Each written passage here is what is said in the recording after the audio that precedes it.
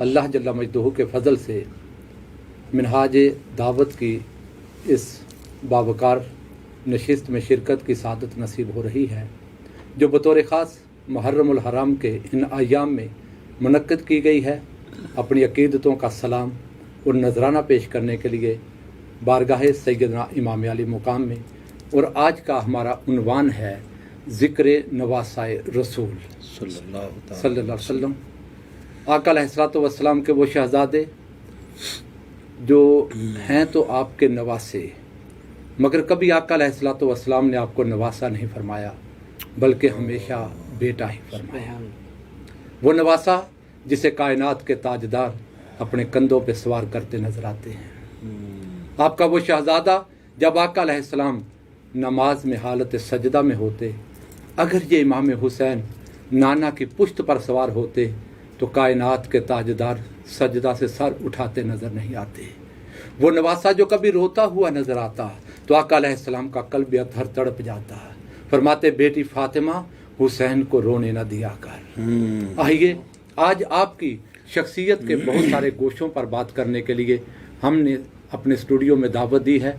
मेरे साथ मौजूद हैं अल्लामा साहिबजादा ज़हीर अहमद नक्शबंदी साहिब, नाज़िम दावत हैं मिनहाजुल कुरान इंटरनेशनल के।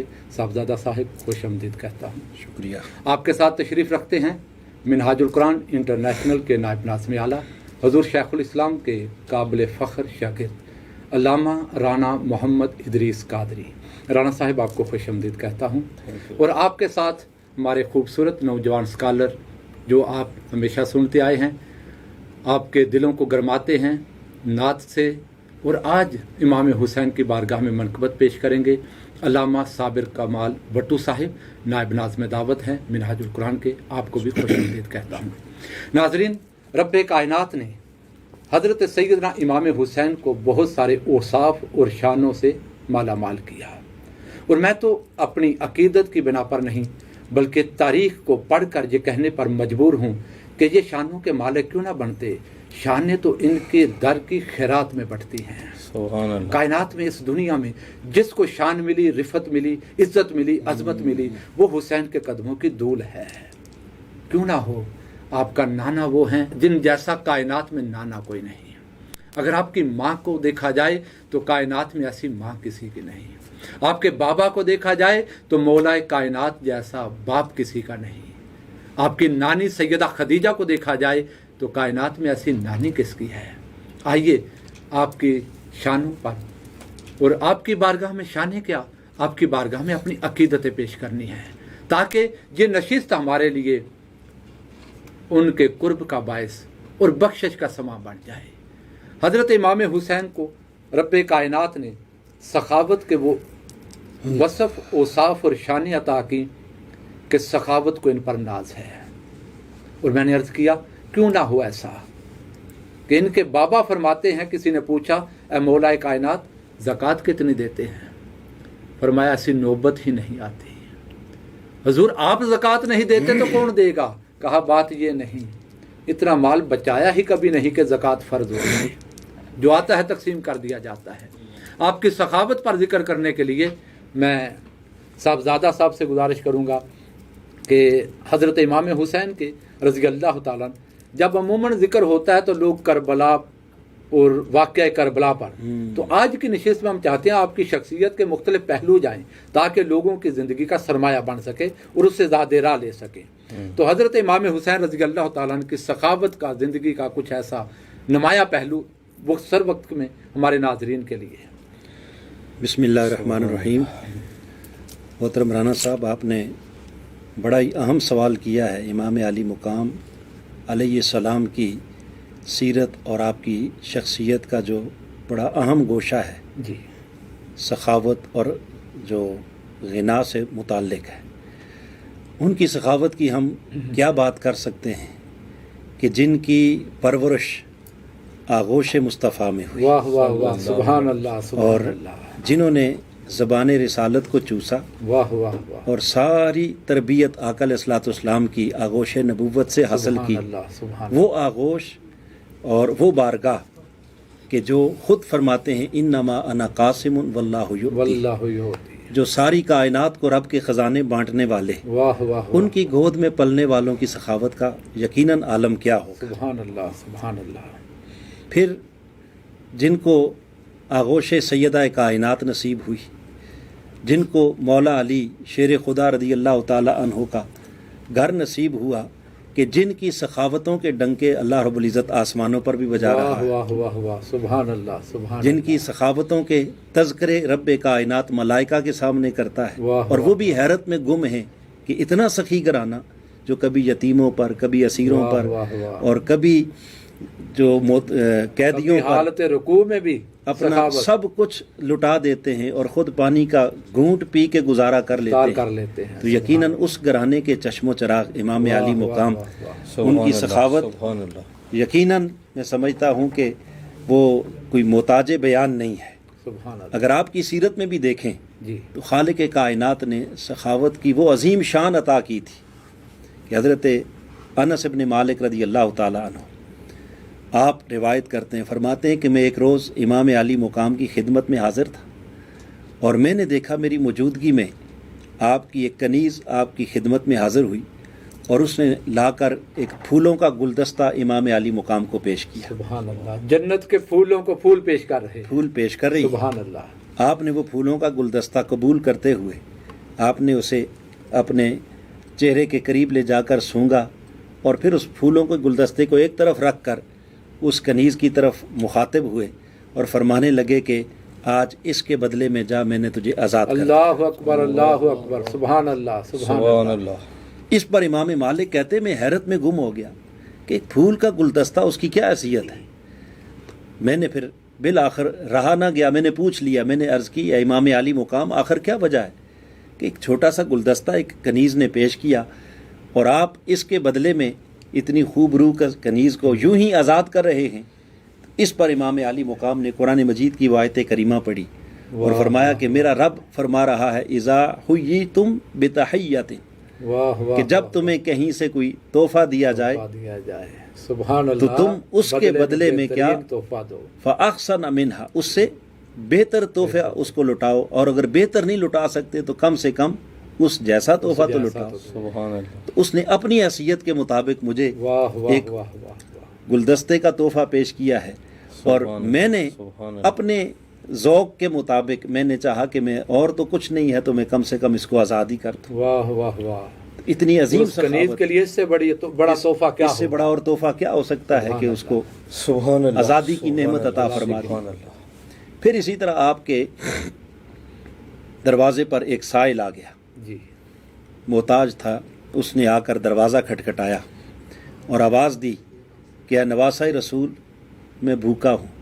محتاج ہوں، ضرورت مند ہوں، کوئی میری حاجت پوری کرنے والا نہیں۔ تو امام علی مقام مصلی پر کھڑے نماز پڑھ رہے تھے، بس آپ نے جو ہی آواز سنی تو جلدی سے اپنی نماز کو مکمل کیا، اور نماز مکمل کر کے آپ خود دروازے پر تشریف لائے۔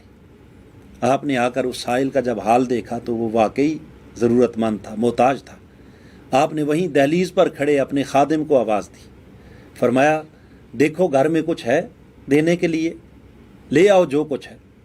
وہ خادم دوڑتا ہوا آیا اور اس کے ہاتھ میں ایک تھیلی تھی، اس میں کوئی 200 دینار تھے۔ سبحان اللہ۔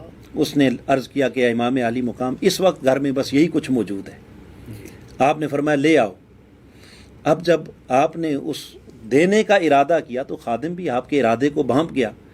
اس نے پھر ہاتھ جوڑ کے عرض کی کہ حضور، اس وقت اہل بیت کی ضرورت کے لیے صرف یہی کچھ ہے، صرف یہی ہے، اس کے سوا پیچھے کچھ نہیں۔ اس پر امام علی مقام نے وہ پکڑا اور پکڑ کر اس سائل کے سپرد کر کے فرمانے لگے کہ اہل بیت کے لیے رب کائنات کے خزانے بیش بہا ہیں، واہ واہ واہ، اس گھر کے لیے رب کائنات کے خزانوں میں کوئی کمی نہیں ہے، ہمارا معاملہ ہمارے رب کے سپرد ہے، اس وقت جو کچھ ہے یہ جو سائل آیا ہے اس کے سپرد کر دیں۔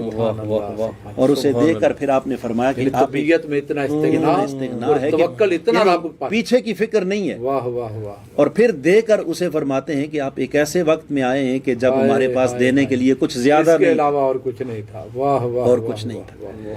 واہ، پھر بات یہاں بھی نہیں ختم ہوتی، بلکہ اس سے بھی بڑھ کر امام علی مقام کی بارگاہ میں ایک اور سائل آیا وہ بڑا دیہات کا رہنے والا تھا جی اور ذوق اس کا شاعرانہ تھا. سبحان اللہ. جب آپ کے دروازے پر آیا تو اس نے اشعار کی صورت میں اپنا مدعا لکھ کے بھیجا اندر. واہ واہ واہ. اس نے جو اشعار لکھے اس کا خلاصہ، جی چونکہ وقت تھوڑا ہے، جی جی اس نے لکھا کہ امام علی مقام، میں بڑا مجبور ہوں، بے کس بے بس انسان ہوں، در در کا ٹھکرایا ہوا ہوں، اور بڑی مشکل سے میں نے اپنی عزت کو بچا کے رکھا ہوا ہے. آج تک اس عزت کو کسی کے ہاتھ فروخت نہیں کیا. اس دروازے پر آیا ہوں، لگتا ہے کہ مجھے کوئی اچھا خریدار مل رہا ہے. بولی اچھی لگ جائے. سبحان اللہ. یہ لکھ کر اس نے اپنے اشعار اندر بھیج دیے. امام علی مقام نے دیکھے، مگر جواب دینے میں تھوڑی سی تاخیر ہو گئی. جی جب تھوڑی سی تاخیر ہوئی تو اس نے سمجھا کہ پتہ نہیں اندر سے جواب آتا ہے یا نہیں آتا. لہٰذا اس نے 2 شعر اور لکھ دیے. جی اور لکھ کر اس نے خادم کے ذریعے اندر بھجوا دیے اور خود چل پڑا. جی چلنے کا ارادہ کیا. جب اگلے 2 اشعار اس نے لکھ کے بھیجے تو اس میں اس نے لکھا کہ امام علی مقام نواسۂ رسول، آپ کے دروازے پر ایک آس امید لے کے آیا تھا اور اپنا مدعا لکھ کے آپ کی طرف میں نے روانہ کیا. ابھی تک جواب نہیں آیا. میں مایوس ہو کے جانے لگا ہوں، لیکن ڈر اس بات کا ہے کہ یہاں سے جب واپس جاؤں گا، اگر کسی نے مجھ سے پوچھ لیا کہ سخی کے در پہ گیا تھا تجھے ملا کیا ہے، کیا ملا، کیا لائے ہو، اگر کسی نے پوچھ لیا کہ تو وہاں سے کیا لے کے آیا ہے، واہ اور اس کے جواب میں نے کہہ دیا کہ میں بہت کچھ لایا ہوں، تو یہ بات تو جھوٹی ہو جائے گی. اور اگر میں نے کہہ دیا کہ مجھے کچھ نہیں ملا تو رب کی عزت کی قسم پورے مدینے میں میری بات پر یقین کرنے والا کوئی نہیں کرے گا. واہ واہ واہ واہ. لہٰذا میں مجبور ہو کر یہ دوبارہ آپ کی خدمت میں لکھ کے بھیج رہا ہوں. امام علی مقام نے دوبارہ جب وہ دیکھا تو آپ خود پھر چل پڑے، دروازے پر پہنچے. اللہ اکبر. اور اس وقت آپ کے ہاتھ میں 40,000 درہم تھے. اللہ اکبر. اللہ اکبر. پوری ایک تھیلی بھری ہوئی تھی. سبحان اللہ. اور آپ لائے اور لا کر اس شخص کو جو وہ اپنا سائل تھا جی. اس کی ضرورت کو پورا کیا. اور اس کی ضرورت کو پورا کرتے ہوئے ساتھ آپ نے فرمایا کہ مانگنے والے تو نے جلدی کر لی، تو نے انتظار نہیں کیا. اگر تھوڑا سا صبر کر جاتا تو شاید اس کے علاوہ اور بھی بہت کچھ تجھے مل جاتا. سبحان اللہ. یہ رسول کے آل کا گھرانہ ہے. یہاں آنے والا کبھی بھی خالی ہاتھ واپس نہیں جاتا. سبحان اللہ. یہ آپ کی سیرت کا جو پیغام ہے، میں سمجھتا ہوں کہ اس وقت امام علی مقام کے ساتھ عقیدت رکھنے والے، ان کا ہم ذکر کرنے والے، ان کا نام لینے والے، ہمیں بھی اپنے کردار کے اندر جھانک کے دیکھنا ہوگا کہ جنہوں نے اپنے دروازے سے کسی کو خالی نہیں لٹایا. یقیناً اگر ان کی سیرت کا رنگ ہمارے اوپر نظر نہیں آتا تو پھر خالی محض ان کا نام لینے سے بات نہیں بنے گی. اصل مقصود یہ ہے کہ ان کے کردار کا ایسا رنگ چڑھ جائے کہ ہمارا ہر عمل آل رسول کے عمل کے سانچے میں ڈلا ہوا دکھائے. ماشاء اللہ. صاحبزادہ صاحب، بہت خوبصورت انداز اور بہت خوبصورت آپ نے محبتوں کا اظہار کیا، نذرانہ پیش کیا. یقیناً یہ ہمارے لیے بہترین زاد راہ ہے رہنمائی لینے کے لیے. اب میں ایک سوال کو آگے بڑھاتے ہوئے گفتگو کو رانا صاحب آپ سے گزارش کروں گا. رب کائنات نے بہت عظمت عطا کی امام حسین، سبحان اللہ، بہت شان عطا کی، اور اس کائنات میں شان اور عظمتیں تو آپ کے در کی خیرات سے لوگوں کو مل رہی ہیں. تو آپ کی شخصیت پر اور آپ کی عظمت پر، فضیلت پر میں چاہتا ہوں کچھ ہمارے ناظرین کے لیے ارشاد فرمائیں آپ. بسم اللہ الرحمن الرحیم. رانا صاحب، پہلے تو میں منہاج ٹی وی کی انتظامیہ کو یہ منہاج دعوت پروگرام کے اندر امام علی مقام امام حسین علیہ السلام اور ذکر اہل بیت کے عنوان سے جو آپ نے یہ نشستوں کا اہتمام کیا، اس پر مبارکباد پیش کرتا ہوں. جی بہت شکریہ. یہ آپ لوگوں نے بہت اچھا کیا کہ ان موضوعات پر ایسی نشستوں کا انعقاد کیا. جہاں تک آپ کے سوال کا تعلق ہے کہ امام علی مقام امام حسین علیہ السلام کی عظمتوں کا عالم کیا ہے، تو سچی بات تو یہ ہے کہ ہم نے ان کی عظمت کا بیان کیا کرنا ہے، سبحان اللہ. اور ان کی عظمت محتاج بیان ہے بھی نہیں. واہ واہ واہ. بلکہ حق اور سچ بات تو یہ ہے کہ جو نواسۂ رسول کی عظمت کا ذکر کرے گا، اس ذکر کے صدقے اللہ اس ذاکر کو عظمتیں عطا واہ کرے گا. واہ واہ واہ واہ. سبحان اللہ. سبحان اللہ. جہاں تک ان کی عظمت کے ذکر کا تعلق ہے، تو میری ناقصی سمجھ کے مطابق کسی کی عظمت کو جانچنے کے 2 معیار ہوتے ہیں. جی. ایک معیار بالعموم سامنے یہ آتا ہے کہ اگر کسی کی عظمت کا اندازہ کرنا ہو تو دیکھا جاتا ہے کہ اس کا حسب اور نسب کیا ہے، اس کا باپ کون ہے، اس کا دادا کون ہے، اس کے دیگر اعزا و اقارب کون ہے، اس کا تعلق کس خاندان سے ہے۔ اگر اس پہلے معیار کو سامنے رکھتے ہوئے اس بات پر غور کیا جائے کہ نواسہ رسول کی عظمت کا عالم کیا ہے، جو چشم تصور میں لائیں کہ نواسہ رسول وہ ہیں جن کے بابا حیدر کرار ہیں، واہ واہ واہ واہ واہ، جن کو دنیا مولا کائنات کے نام سے یاد کرتی ہے۔ سبحان اللہ سبحان اللہ۔ تو ذرا چشم تصور میں لائیں جو کائنات کے مولا ہیں ان کی عظمتوں کا عالم کیا واہ ہوگا۔ واہ واہ واہ۔ اور یہاں ایک بڑی اہم بات میں اور کرنے لگا ہوں، یہ مولا کائنات برسبیل تذکرہ یہ بات آ گئی۔ جی ہم نے تو جس شخصیت کے قدموں میں بیٹھ کر علم کی خیرات تھوڑی بہت جو لی ہے وہ یہی دیکھا کہ وہ بھی جب بھی ذکر کرتے ہیں تو مولا کائنات علی شیر خدا رضی اللہ تعالیٰ عنہ کو مولا کائنات کہہ کے یاد کرتے ہیں۔ جی مگر ایسے لوگوں کی کمی نہیں ہے کہ جب ان کو مولا کائنات کہا جائے تو کچھ لوگوں کی طبیعت ایسے ہی خام خام خراب ہو جاتی ہے۔ جی حالانکہ بڑی سادہ سی بات ہے کہ ان کو مولا کائنات نہ آپ نے بنایا ہے نہ میں نے بنایا، واہ واہ واہ واہ، ان کو مولا کائنات اللہ اور اس کے رسول نے بنایا۔ سبحان اللہ سبحان اللہ۔ غدیر خم کے موقع میرے واہ واہ۔ آقا نے جی ہزارہا صحابہ کے اجتماع میں سبحان اللہ۔ مولا کائنات علی شیر خدا کے ہاتھ کو تھاما، بلند کیا اور فرمایا من کن تو مولا فہذا علی، سبحان اللہ سبحان اللہ۔ فرمایا جس جس کا میں مولا ہوں اس کا علی علی مولا ہے۔ مولا، اور میرے آقا کس کس کے مولا ہیں؟ میرے آقا ساری کائنات کے مولا ہیں۔ واہ واہ واہ، وما ارسلناک الا رحمۃ للعالمین، سبحان اللہ۔ کائنات کے جس جس ذرے کو میرے آقا کی رحمت کی خیرات مل رہی ہے تو آقا اس کے مولا تو ہو گئے نا۔ سبحان اور جہاں جہاں تک آقا کی مولائیت کا دائرہ ہے وہاں واہ وہاں واہ تک علی کی مولائیت کا دائرہ واہ ہے۔ واہ واہ واہ، تو حسین وہ ہیں کہ جن کے بابا مولا کائنات ہیں، سبحان اللہ، جن کی اماں سیدہ کائنات ہیں، واہ واہ واہ واہ، اور جن کے نانا وجہ تخلیق کائنات ہیں۔ وجہ تخلیق کائنات، سبحان اللہ سبحان اللہ۔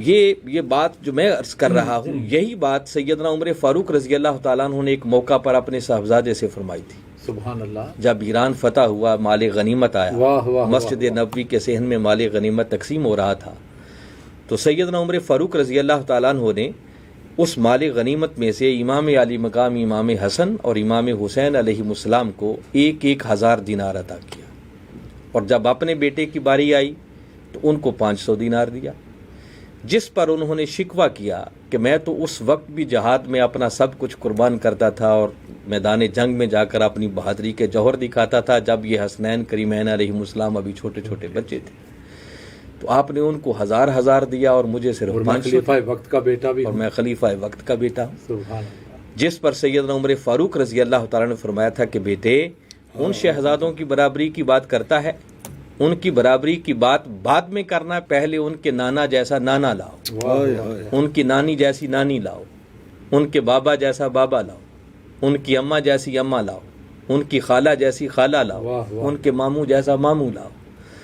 تو بھائی جن کی ان رشتہ داریوں کا کوئی مقابلہ نہیں کر سکتا، خلیفہ وقت اپنے بیٹے سے کہہ رہے ہیں تو کوئی اور ایرا غیرہ کیسے مقابلہ کر سکتا؟ سبحان اللہ سبحان اللہ۔ تو اس پہلو کے اعتبار سے بھی دیکھیں تو نواسہ رسول کی عظمتوں کا مقابلہ، اور اسی مقام پر وہ واقعہ پیش آیا تھا جب بادشاہ ایران کی بیٹی شہر بانو، جی ہاں جب یزد گرد کی بیٹی جی، شہر بانو وہ بھی مال غنیمت میں آئی تھی، جی جی، تو سیدنا عمر فاروق رضی اللہ تعالیٰ عنہ نے فرمایا کہ چونکہ شہر بانو ایک شہزادی ہے شہزادی ہے، تو اس کو اس کے عقد میں دوں گا جو ہماری نظروں میں کوئی شہزادہ ہوگا۔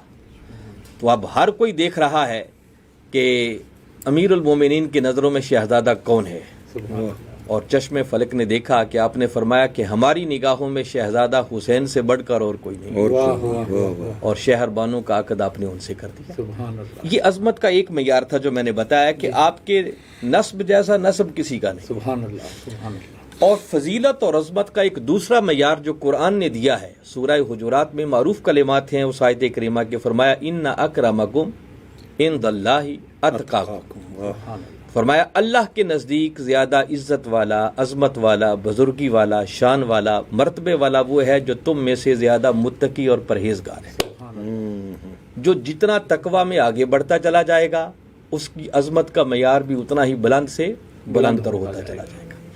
اب تقوی کیا ہے؟ قرآن و حدیث کا نچوڑ اس مختصر وقت میں اگر میں دینا چاہوں تو سورہ حجرات ہی کی ایک آیت اس بات کا بھی اعلان کر رہی ہے. جی فرمایا ان الذین یغضون اصواتهم عند رسول اللہ اولئک الذین امتحن اللہ قلوبہم للتقوی.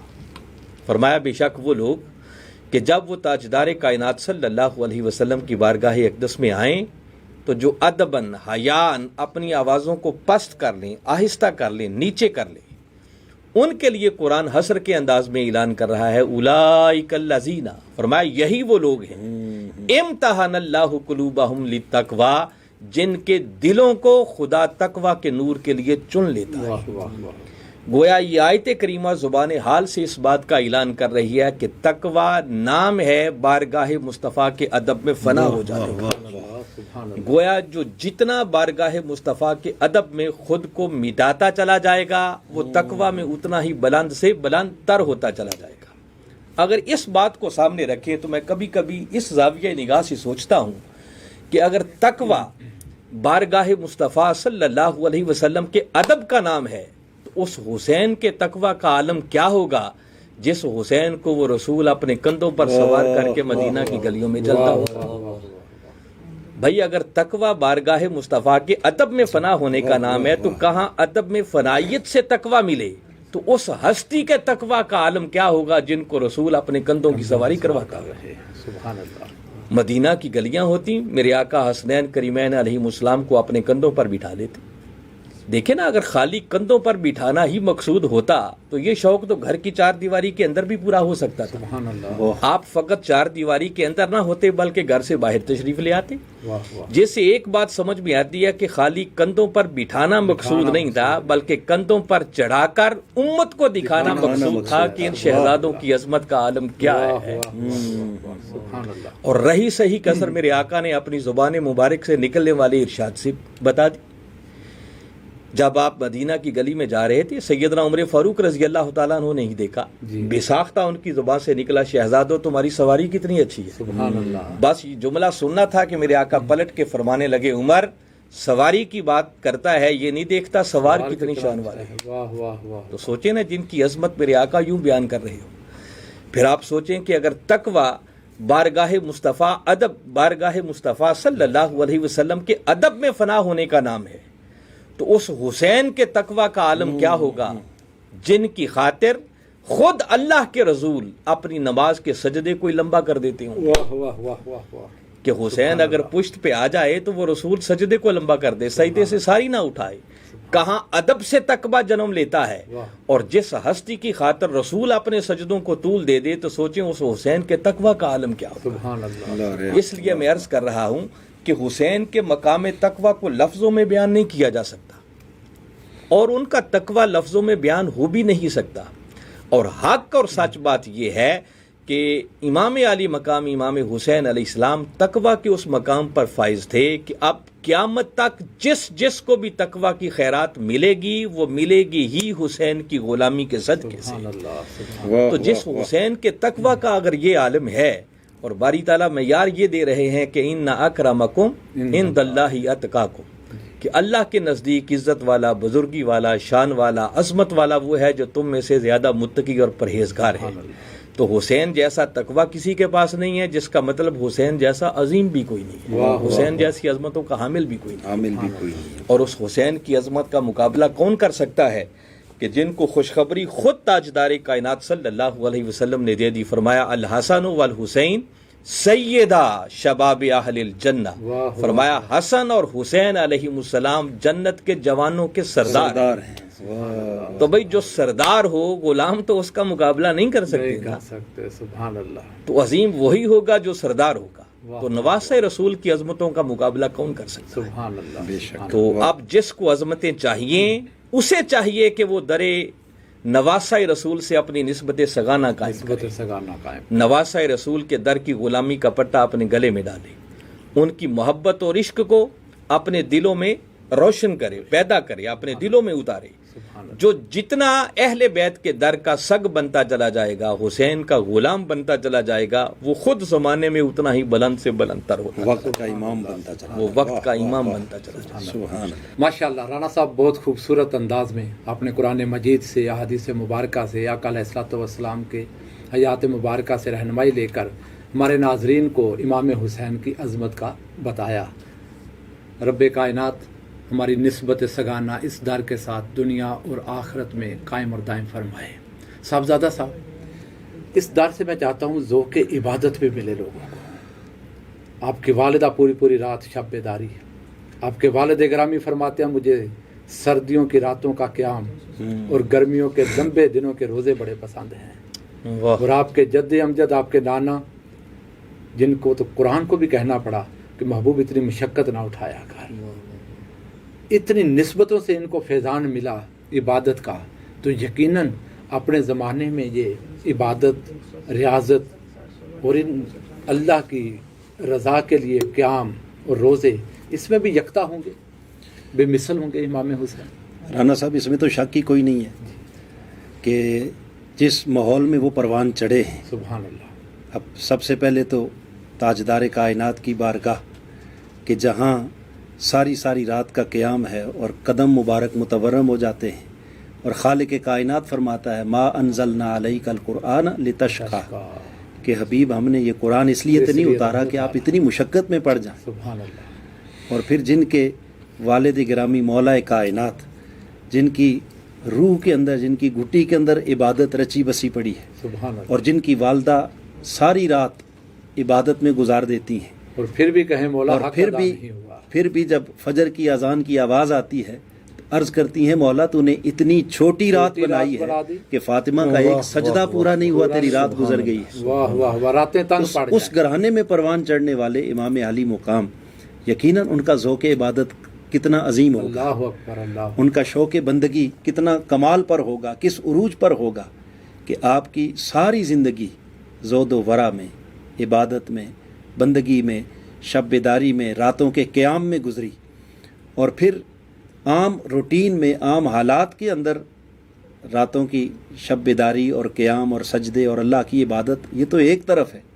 اگر ہم تھوڑا سا اپنے آپ کو وہ سن 60 ہجری کی طرف لے جائیں کہ جب امام علی مقام علیہ السلام اپنے پورے گھرانے کو اور پورے خانوادے کو لے کے دشت کربلا میں پہنچے ہوئے تھے، اور وہ مسافر کربلا تھے کہ جہاں خالق کائنات فرض نماز کو بھی عادی کر دیتا ہے مسافروں کے لیے، وہاں ان کی عبادت کا، ان کے ذوق کا، ان کے شوق کا یہ عالم ہے کہ اگلے دن مارکہ کربلا بپا ہونا ہے، 10 محرم کا دن، اور 9 اور 10 کی درمیانی رات، وہ ساری رات نواسہ رسول صلی اللہ تعالی علیہ وسلم، اور صرف امام علی مقام نہیں بلکہ اہل بیت رسول کے تمام خیموں سے ساری رات قرآن کی تلاوت کی آواز آتی ہے، وہ رات سجدوں میں بھی گزارتے ہیں، اللہ کے ہاں بندگی میں گزارتے ہیں۔ اور باقی جہاں تک ان کی زندگی کا تعلق ہے تو آپ نے اپنی زندگی کے اندر کئی پیدل چل کے کئی حج ادا فرمائے، کثرت کے ساتھ روزے رکھنا، کثرت کے ساتھ عبادت۔ 25 کے قریب میرا خیال حج کی پیدل حج یا پیدل حج کی روایات ملتی ہیں، روایات ملتی ہیں۔ واہ واہ واہ۔ اور پھر اسی طرح مدینہ پاک سے مکہ 25 حج پیدل کرنے جا رہے ہیں، آ رہے ہیں، پیدل سفر کر کے جانا آنا، اور پھر دیکھیں نا سواری کی کمی تو کوئی نہیں تھی، ضرور کمی کوئی نہیں تھی۔ تو یقیناً تمام خلفائے راشدین وہ جب بیت المال سے وظائف دیتے تو باقی سب کو بعد میں دیا جاتا، اہل بیت رسول کو سب سے پہلے دیا جاتا، لیکن جو کچھ آتا وہ اللہ کی راہ میں لٹا دیتے تھے۔ سبحان اللہ۔ یہ ان کا ایک ذوق تھا اور فقر اختیاری تھا فقر اختیاری تھا کہ اپنے لیے کچھ نہیں رکھتے تھے اور خود پیدل چل کے جا رہے ہیں حج کی ادائیگی کے لیے۔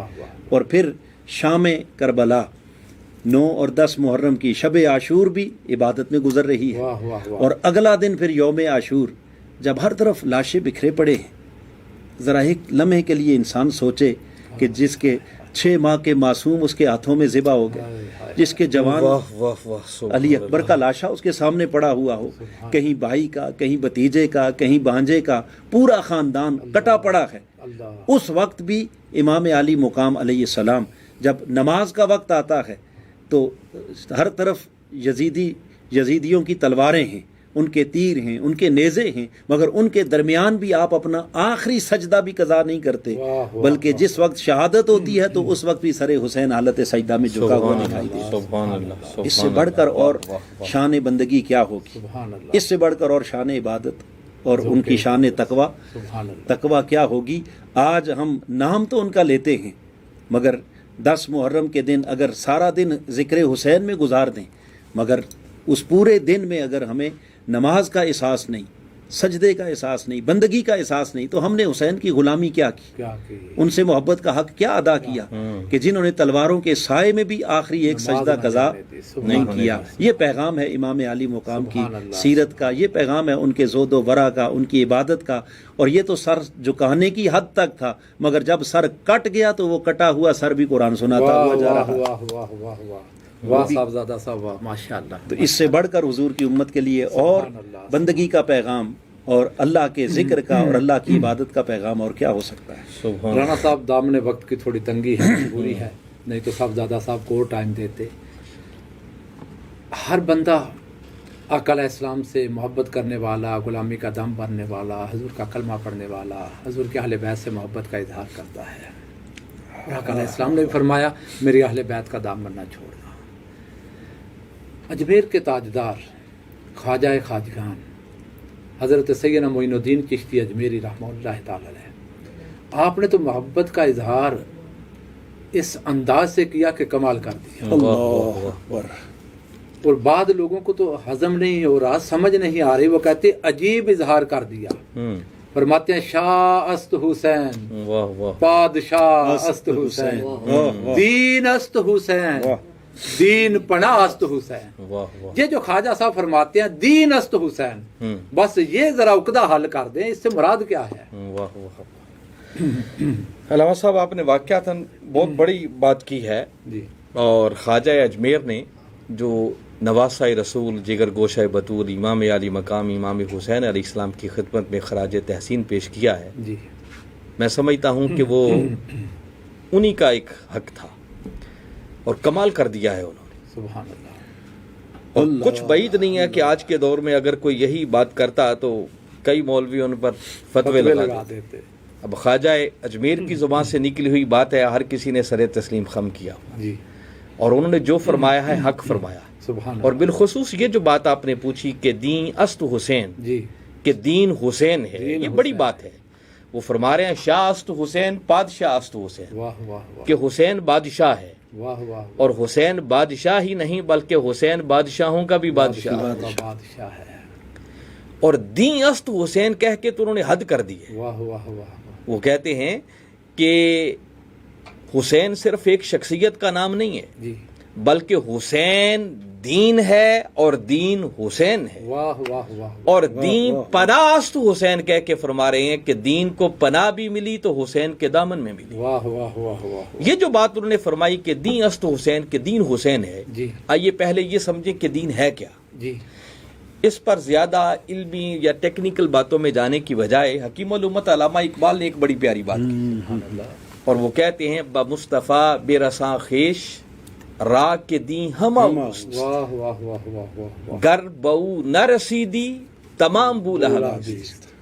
وہ کہتے ہیں دین سارے کا سارا یہ مصطفیٰ کے قدموں تک رسائی حاصل کرنے کا۔ سبحان اللہ، سبحان اللہ۔ اور سچی بات ہے کہ دین اس سے ہٹ کر ہے بھی اور کچھ نہیں۔ دین کیا ہے؟ دین نام ہے تاجدار کائنات صلی اللہ علیہ وسلم کی اداؤں کا، میرے آقا کے فرامین کا۔ جو کچھ میرے آقا نے فرمایا، جو کچھ میرے آقا نے کر کے دکھایا، اور جو کچھ میرے آقا کے سامنے ہوا جس پر آپ نے خاموشی اختیار کی، اس سے منع نہیں فرمایا، بس سمجھے وہ دین بنتا چلا گیا۔ سبحان اللہ، سبحان اللہ۔ دین اس سے ہٹ کر کسی اور شے کا نام نہیں ہے۔ سبحان اللہ۔ نعرہ دین نام ہی تاجدار کائنات صلی اللہ علیہ وسلم کی سیرت اور سنت کا ہے۔ سبحان اللہ، سبحان اللہ۔ دیکھیں نا، اگر دین قرآن کا نام ہے تو قرآن کیا ہے؟ قرآن خود سیرت مصطفیٰ کی سب سے بڑی کتاب ہے۔ کسی نے ام المومنین حضرت عائشہ صدیقہ رضی اللہ تعالیٰ عنہ سے پوچھا تھا کہ ہمارے آقا کی اخلاق کیسے ہے، اور وہ جواباً فرماتی ہیں کانا خلقہ القرآن، کیا پوچھنے والے کیا تو نے قرآن پڑھ کے نہیں دیکھا؟ یہ سارے کا سارا قرآن کملی والے آقا کی اداؤں کا نام ہے۔ تو بھئی اگر دین قرآن کا نام ہے تو قرآن خود سیرت مصطفیٰ کی سب سے بڑی کتاب ہے. ایک کملی والے آقا کی سیرت وہ ہے جو آقا کے غلام لکھتے ہیں. کسی نے اسوہ کامل کے نام سے لکھی، کسی نے اسوہ رسول کے نام سے لکھی، کسی نے ضیاء النبی کے نام سے لکھی، اور حضور شیخ الاسلام پروفیسر ڈاکٹر محمد طاہر القادری مدظ اللہ العالی آپ نے سیرت الرسول کے نام سے لکھی. تو ایسی بہت ساری سیرتیں آپ کو ملتی ہیں جو آپ کے غلاموں نے لکھی، اور ایک کملی والے آقا کی سیرت وہ ہے جو قرآن کی شکل میں خود خدا نے لکھی. تو میں بات یہ کر رہا تھا کہ دین سارے کا سارا نام ہی نبی کی سیرت اور سنت کا ہے. اور اگر دین نبی کی سیرت اور سنت کا نام ہے تو اب ذرا نواسۂ رسول کی طرف آئیں. نواسۂ رسول وہ ہیں کہ جن کو ایک طرف تو تاجدار کائنات صلی اللہ علیہ وسلم نے الحسین منی و انا من الحسین کہہ کر کائنات کو بتا دیا کہ لوگوں حسین مجھ سے ہے اور میں حسین سے. فرمایا حسین کو مجھ سے جدا نہ سمجھنا، حسین مجھ سے ہے اور میں حسین سے ہوں. ہمیشہ اپنا بیٹا کہا، اپنے جگر کا ٹکڑا فرمایا، اپنے جسم کا حصہ بتایا لوگوں کو، اور یہ سارا بتایا بھی اور یہ سارا سمجھایا بھی، کر کر کے دکھایا. اور دوسری طرف تاجدار کائنات صلی اللہ علیہ وسلم کے دو فرامین بڑے اہم ہیں. ایک فرمان تو یہ ہے کہ تاجدار کائنات صلی اللہ علیہ وسلم نے فرمایا کہ میں تمہارے اندر دو چیزیں چھوڑ کے جا رہا ہوں، ما ان تمسکتم بہما لن تضلوا بعدی، جب تک دونوں کا دامن تھامے رہو گے تم کبھی گمراہ نہیں ہو سکتے. سبحان اللہ سبحان اللہ. وہ دو چیزیں کیا ہیں؟ ایک حدیث مبارکہ میں آتا ہے، فرمایا ایک اللہ کی کتاب اور دوسری مجھ مصطفیٰ کی سنت. سبحان اللہ. فرمایا ایک وہ قرآن ہے جو قرآن صامت ہے، مگر اس قرآن کی اگر پریکٹیکل شکل دیکھنا چاہو، چلتا پھرتا بولتا قرآن دیکھنا چاہو، اس کا عملی نمونہ دیکھنا چاہو، تو عملی نمونہ وہ خود سیرت محمد مصطفیٰ صلی اللہ علیہ وسلم. اب یہی روایت تھوڑی سی تبدیلی کے ساتھ بہت ساری احادیث کی کتابیں بھری پڑی ہیں. میرے آقا نے پھر فرمایا تمہارے اندر دو چیزیں چھوڑ کے جا رہا، جب تک دونوں کا دامن تھامے رہو گے تم کبھی گمراہ نہیں ہو. جب ادھر دیکھتے ہیں تو وہاں تھا قرآن اور مصطفیٰ کی سنت صلی اللہ علیہ وسلم. دوسری جگہ پر آپ نے فرمایا کہ وہ جو دو چیزیں چھوڑ کے جا رہا ہوں جن میں سے ہر ایک دوسری سے بڑھ کر ہے، احدہما اعظم من الاخر، جس میں سے ہر ایک دوسری سے بڑھ کر ہے. وہ دو چیزیں کیا ہیں؟ فرمایا ایک اللہ کی کتاب قرآن، وہ ادھر بھی تھا وہ ادھر بھی ہے. ادھر فرمایا تھا میری سنت، مگر ادھر سنت کو بدل کر فرمایا و اطراتی اہل بیت، فرمایا دوسری میری اطرت اور میری اہل بیت. اب آقا کے دو فرامین میں کبھی تضاد تو ہو نہیں سکتا کہ آقا ایک جگہ پر کوئی اور بات فرمائیں اور دوسری جگہ پر کوئی اور بات فرمائیں، تو اس کی کوئی تعبیر کرنا پڑے گی. اور حضور شیخ الاسلام نے بڑی خوبصورت بات فرمائی، فرمایا کتاب تو دونوں طرف کامن ہے. ایک طرف تاجدار کائنات صلی اللہ علیہ وسلم نے اپنی سیرت طیبہ کا ذکر کیا جو قرآن کا پریکٹیکل نمونہ ہے، عملی شکل ہے، اور دوسری طرف اپنی سنت کی جگہ اپنی اطرت اور اہل بیت کو رکھا، جس کا مطلب یہ ہے کہ لوگوں میرے بعد اگر اس قرآن کا پریکٹیکل نمونہ اور عملی شکل دیکھنا چاہو تو میرے بعد وہ عملی شکل اگر تمہیں نظر آئے گی تو وہ سیرت اہل بیت میں نظر آئے گی، وہ میری اہل بیت میں دکھائی دے گی. اور اہل بیت کے ماتھے کا جومر ہے حسین. واہ واہ واہ واہ. اہل بیت کی ساری عظمتیں جمع ہو کر وہ پھر حسین میں نظر آتی ہے.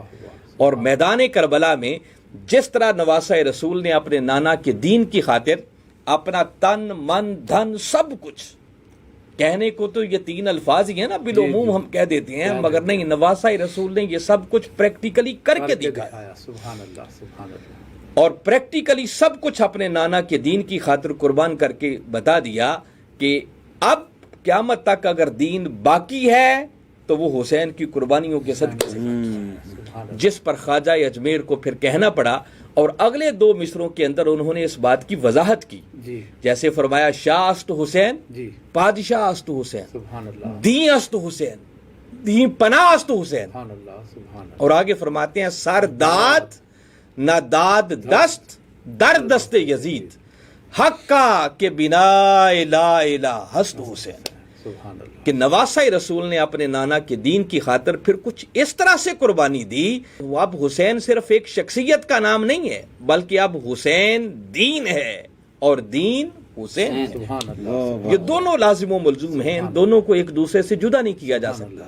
اور وہ جو آقا کا پہلا فرمان میں بتا رہا تھا اس کا معنی بھی یہی نکلتا ہے، جو آقا نے فرمایا کہ حسین مجھ سے ہے اور میں حسین سے ہوں۔ حضور شیخ الاسلام نے اس کی بھی بڑی خوبصورت شرح کی، اس کے کئی معنی ہیں، اس پر کم و بیش کو 3 گھنٹے کا خطاب ہے جو حضور شیخ الاسلام نے اسی آقا کے فرمان کی تشریح کی ہے۔ سبحان اللہ۔ اس میں سے ایک جملہ صرف اپنے ناظرین اور سامعین کی نظر کر رہا ہوں کہ حضور شیخ الاسلام نے اس کی ایک شرح کرتے ہوئے فرمایا کہ یہ جو کملی والے آقا نے فرمایا کہ حسین مجھ سے ہے جی اور میں حسین سے ہوں، سبحان اللہ۔ آپ نے فرمایا اس کا معنی یہ ہے کہ کملی والے آقا فرما رہے ہیں کہ حسین ولادت کے دن سے لے کر کربلا تک واہ مجھ سے ہے، اور اب کربلا سے لے کر قیامت تک میں حسین سے۔ واہ واہ واہ واہ واہ، کہ اگر کربلا میں حسین نہ ہوتا تو میرا دین نہ ہوتا، سبحان اللہ اگر دین نہ ہوتا تو محمد مصطفیٰ کا نام نہ ہوتا۔ سبحان اللہ۔ تو گویا دین حسین ہے اور حسین دین ہے، ان دونوں کو جدا نہیں کیا جا سکتا۔ آج دین ہم تک موجودہ شکل میں موجود ہے تو یہ مرہون منت ہے نواسہ رسول کی قربانیوں کا۔ سبحان اللہ سبحان اللہ۔ ناظرین، بہت خوبصورت علمی اور فکری نشست آپ کی خدمت میں پیش کر رہے تھے ہمارے مہمان مقرر، بہت خوبصورت انداز میں اپنی محبت اور عقیدتوں کا نذرانہ پیش کر رہے تھے۔ بس میں اتنا عرض کرتا چلوں اس نشست کے اختتام پر، اور پھر آپ کی سماعتوں کی نظر منقبت امام علی مقام کہ یہ محرم کے چند دن یا عشرہ پہلا محرم کا محافل ذکر حسین اور فکر حسین سجا کر صرف یہ غلامی نہیں ہے کافی، بلکہ جو ان دنوں میں فکر مل رہی ہے ان کو پورا سال اپنا معمول بنانا۔ پھر امام حسین نے آپ دیکھیں اگر یزیدی ظلم کے خلاف اٹھ کر آواز بلند کی اور اپنا سب کچھ قربان کر دیا تاکہ نانا کا دین بچ جائے، اور باخدا آج ہم مسجد جاتے ہیں، نماز پڑھتے ہیں، سجدہ کرتے ہیں، تو اس احسان کو نہ بھولنا، حسین کے احسان کو۔ یہ نمازیں اور سجدہ بھی حسین کا صدقہ ہے۔ اگر وہ کربلا میں اپنے خانوادے کو قربان نہ کرتے تو آج نہ یہ نمازیں ہوتی، نہ مسجدیں ہوتی، نہ ممبر ہوتے، نہ محراب ہوتے۔ تو امام حسین نے اپنے نانا کے دین کو بچانے کے لیے اور نانا کی امت کو قیامت تک اس دین کو پہنچانے کے لیے اتنی بڑی قربانی کر دی۔ آج صرف زبانی جمع خرچ سے حسین کے ساتھ محبت کا اظہار نہیں کر سکتے جب تک عملی طور پہ حسینی نہ بن جائیں۔ پاکستان اور دنیا اسلام اور پھر دنیا میں دیکھیں کتنا ظلم ہو رہا ہے انسانیت پہ۔ اس نظام ظلم کے خلاف اٹھنا ہوگا، اور یاد رکھنا ظلم کے خلاف جتنی دیر سے اٹھیں گے اتنی ہی قربانیاں زیادہ دینی پڑیں گی۔ آج مخلوق خدا پریشان ہے۔ حسینی غلاموں اپنی قوتوں کو مجتمع کرو، فکر حسین کا علم بلند کرو، اور اس پاکستان کی دھرتی پر انقلاب کا سویرا جلد طلوع کرنے کا وقت ہے۔ ناظرین، انشاءاللہ اب آپ کی سماعتوں کی نظر اشعار کی شکل میں بارگاہ امام علی مقام میں اپنی عقیدتوں کا خراج اور نذرانہ پیش کر رہے ہیں علامہ صابر کمال بٹو صاحب۔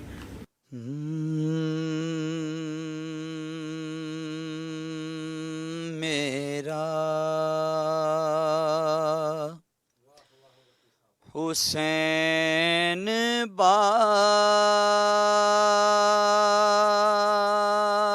باغ نبوت کا پھول ہے، میرا حسین باغ نبوت کا پھول ہے، حیدر کی اس میں جان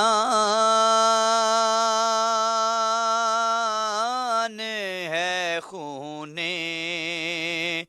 بطول ہے، دنیا میں اور کون ہے شبیر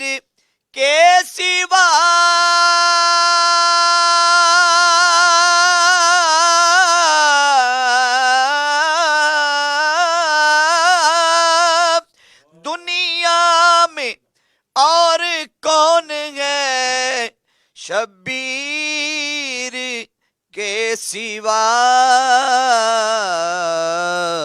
ایسا سوار جس کے سواری رسول ہے، ایسا سوار جس کے سواری رسول ہے، ایسی عظیم ذات ہے مولا حسین کی، جس کے لیے رسول کے سجدوں میں طول ہے، جس کے لیے رسول کے سجدوں میں طول ہے، اور گزرا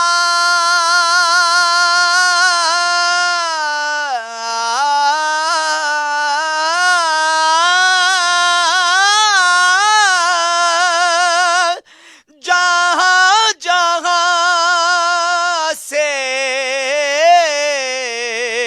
نواسا رسول کا، گزرا جہاں جہاں سے نواسا رسول کا، اب تک وہاں خدا کے کرم کا نزول ہے، اب تک وہاں خدا کے کرم کا نزول ہے۔ اور آج کا آخری شعر اور حاصل کلام شعر، جس کے لیے یزید نے اتنے ستم کیے،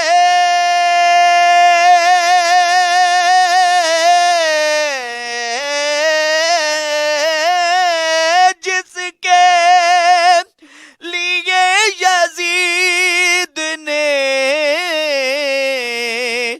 اتنے ستم کیے، وہ تاج تو حسین کے قدموں کی دھول ہے، وہ تاج تو حسین کے قدموں کی دھول ہے، در کہ اس میں جان